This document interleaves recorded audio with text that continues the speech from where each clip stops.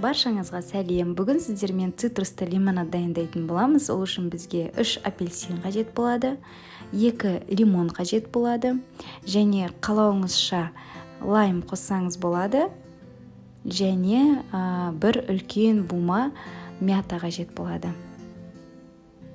Ең алдымен апельсиндарымыздың осылай екі шеткі қабығын алып тастаймыз.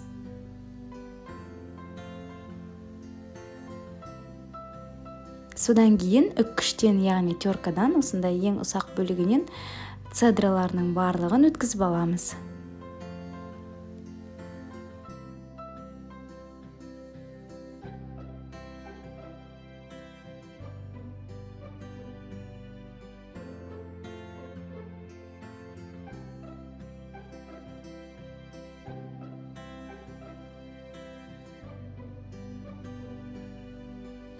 Міне дайын болды. Енді мятамыздың жапырақтарын осы массамызға қосамыз.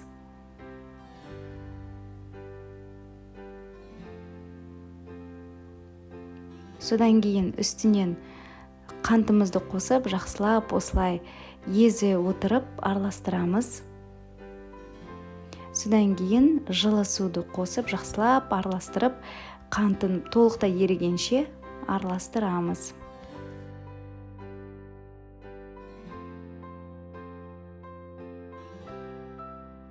Келесі барлық апельсиндеріміздің және лимонымыздың согын өткіземіз осылай. Содан кейін дайындаған массамызды да осылай сүзгіден өткізіп аламыз. Содан соң 4-5 литр шамасында дәміне қарай отырып су қосасыз.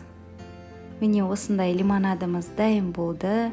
Қазіргі жаздың ыстық күнінде шөлді қандыратын цитрусты лимонадты жасап көруге кеңес беремін.